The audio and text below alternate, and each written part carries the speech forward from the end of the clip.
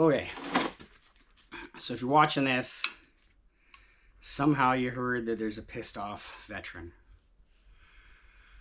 Sorry, that's all I have. There's my business card. Not like it counts for anything. So where do I begin? Well, I was in the Army for 21 years. My trade was field artillery. I did a mix of part-time and regular time. I did 10 years in Shiloh with 1 RCHA, and in that time I did 2 deployments to Afghanistan. My first deployment to Afghanistan,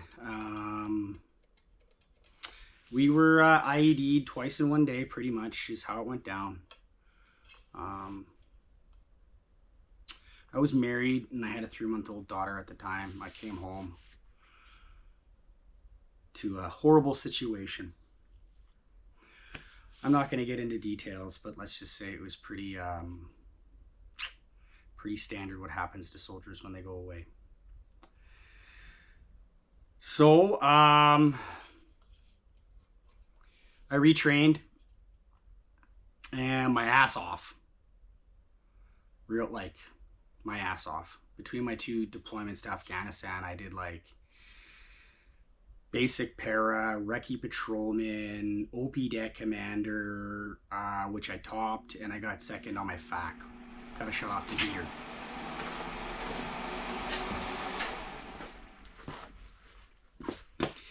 Sorry about that.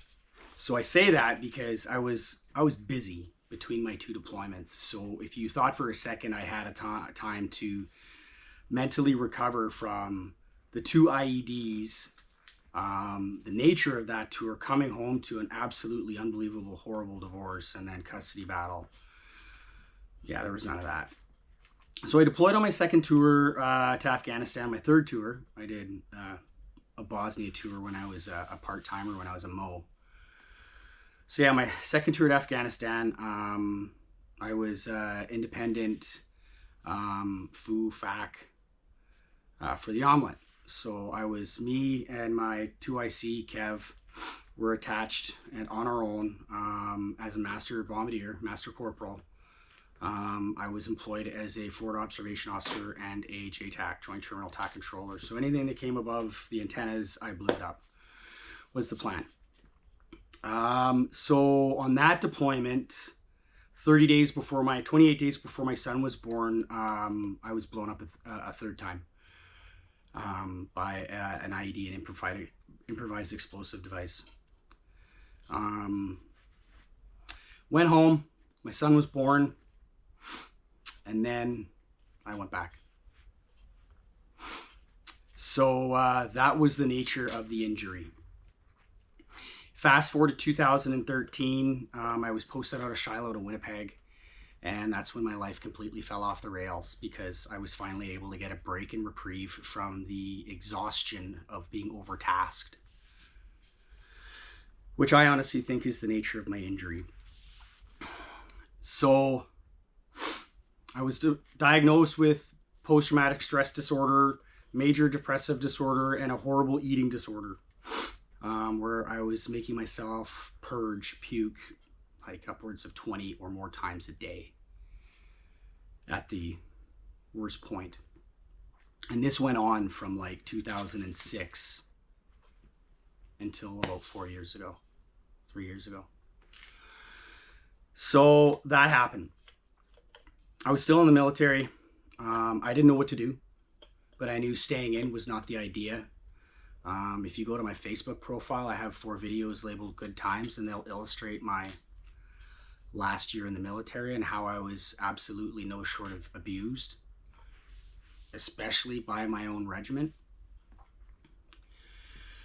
So, yeah, that was all going on. And I was seeing a psychologist, I was seeing a psychiatrist. Subsequently, I was retired. 3B, medical release, 2018. I was already going to university at the time and accessing a program which would roll into my funding so I could get a degree, because I didn't know what else to do. So due to the nature of my injuries, I wasn't able to finish school. And yeah, So I didn't know what to do. But I was always trained not to give up. At this point in time, during my retirement, my first year, I actually had my Veterans Affairs case manager quit and no one overseeing my file. And my psychologist absolutely failed me horribly too. Every other veteran that I talked to that was at this point, they were automatically moved to long-term diminished earnings capacity because they were all told their words, their mental health was shit. But here was Chris, absolutely further than that. I was killing myself with my eating disorder. But I was still in this program. So I went to trade school and I tried to become a tradesman, went through the Red River Welding pre-employment co-op program, passed with honors, but due to the nature of the injury, absolutely no way I could get into industry. I then volunteered at a motorcycle shop for like a year and 10 months for free, 3 days a week, trying to make it work, trying to do something that I loved. But honestly, like,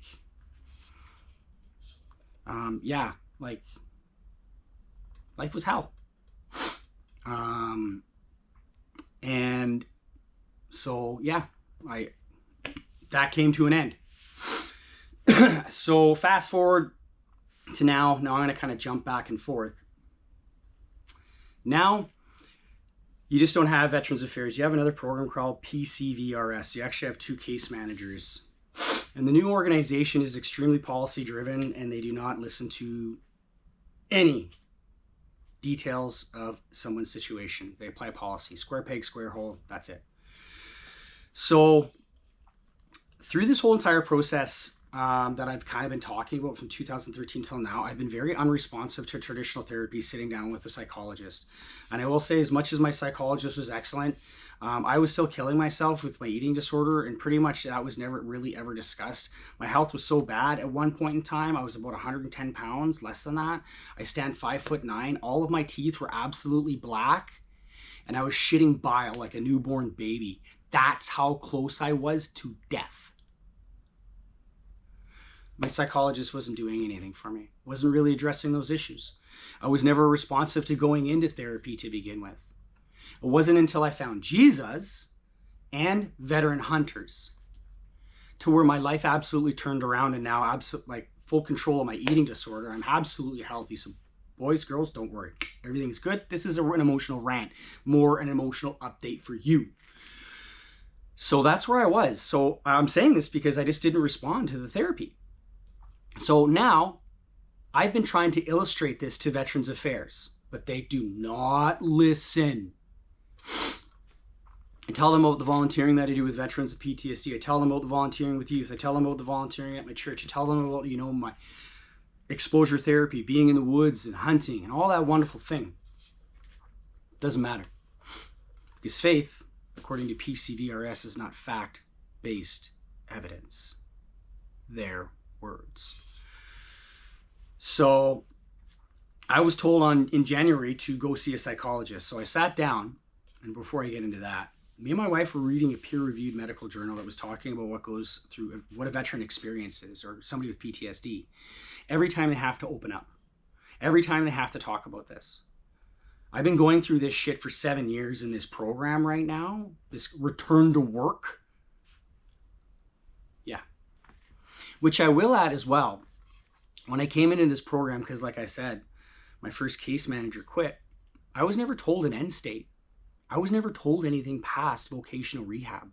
It wasn't until Veterans Affairs called me on the phone threatening to cut me off that I heard about diminished earnings capacity or long-term care. I called my case manager back and I'm like, you said something I've never heard about before. Well, that's when things really began to unfold about a year ago. There was really no oversight of my file, no oversight of my situation. And as we would say in the military, at key critical points, key decisions were not made, like my inability to finish university, my inability to finish trade school, my inability to finish volunteering and working and making that turn into a career. So, like I said, this January, I had to go see a psychologist. So I had to go through this whole process again. Well, that psychologist lied to my face. I've later found out. He said that he was going to recommend me to move right to diminished earnings capacity. And it was his words. I respond to exposure therapy and self-led therapy. I don't respond to traditional therapy. Well, the report that I had read to me by VAC, because no one will give me a copy, is 16 weeks, full assessment. So they're not listening about how this affects my mental health. They're not listening about how this affects my situation. They're absolutely forcing me to go and do something that's going to absolutely kill me. So here I am trying to illustrate this to my case manager. Well, what I was told was due to the fact that my university and my co-op was CSIP funded, it doesn't count. Because they didn't talk to each other. I'm also told because of my previous attempts for vocational rehab, university, trade school, and volunteering, were so long ago, they don't count. So the fact that my psychologists and my case manager team did make those critical decisions, where again, I was told by every other vet that's on long-term with PTSD, they were moved there because their mental health was shit. I think it's a pretty good, clear example that on a good day, I'm keeping shit between the ditches. So they don't care. So the reports come out, and now they're telling me that if I don't go and I don't sit down and I don't do this therapy, they're going to cut me off of vocational rehab for me not playing nice. Because I keep on telling them, I can't go and do this type of therapy. It is going to kill me. I have moved on and I deal with things in a different way that is healthy for me. That's led through Jesus and volunteering with my brothers and sisters. But they don't care about that. So there's a lot of talk going around in the veterans community because there's two things that come with a guy like Chris. The medical weed producers, it's a cash grab. And for the quacks on the street, it's a cash grab. So if I had a psychologist say to my face that he's going to recommend me to do diminished earnings capacity, move to long-term care, and the report comes out a different way, I asked both my case managers for VAC and PCVRS, I'm like, should I trust you? And both of them said, no, without even missing a skip. So the psychologist lied to my face. So, was his report changed? Was he malicious in his words that he chose? I'm not too sure, but it's starting to feel like Chris is being used as a cash cow. I'm being forced to go through and do something that doesn't work for me. And I've tried to tell them that applying blanket policy to my situation, it will not work. So here I am. Well, the only way that I can get to long-term now from my case manager is if I start building a case, a set of files on my body. Because I'm 76% on their disability charts just with my mental health and my 10% hearing loss. I've obviously avoided any entanglements with VAC because my first time putting in a claim, let's just say it was like 36 months, and it was like, yeah, I'm good. So x-rays have confirmed that I broke my spine, L4 parachuting, severe damage to my neck, where my discs are peeling off my vertebrae in 3 spots. I haven't shit right in 10 years. We're not too sure if I have TBI or concussion. Both my knees have 0 cartilage. I tore my shoulder in 2015 when I was in still. And I now have a lymphoma, non-cancerous lump on my shoulder, or growth, a fat deposit, that's 8 centimeters big. I can't find a plastic surgeon in the city or the province that'll even look at me, and they won't send me out of province and they won't send me out of the country. So I really have to hope that this first claim comes through where I can go down to the States and have this removed, and then maybe get some kind of stem cell injection for my knees and the degradation in my my body and stuff like that, and then pay $8,000 to get a full MRI so I can go back to VAC and I can address and have evidence for anything else that's happened to my body. I say that is because this is the only way that I have a chance to get moved to diminished earnings capacity. I was literally told by my case manager, you stand a chance with your broken back. So I have my file and everything's in, but now they're still pushing me to go do this. So literally I'm down to crunch time. But how insulting is it to have, after 7 years of trying to return to work, not getting told, misinformed, mistreated, excuse me, to get told that all of that effort that you just did right there didn't count for anything? We can't even put it on file so it can be considered in a situation or decision. But your back might help you.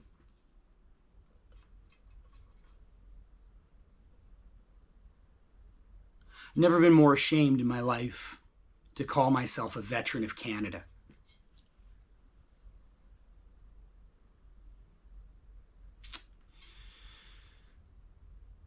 When I was retiring,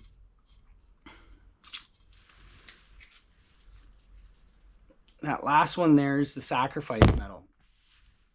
It's given to soldiers who were wounded in combat.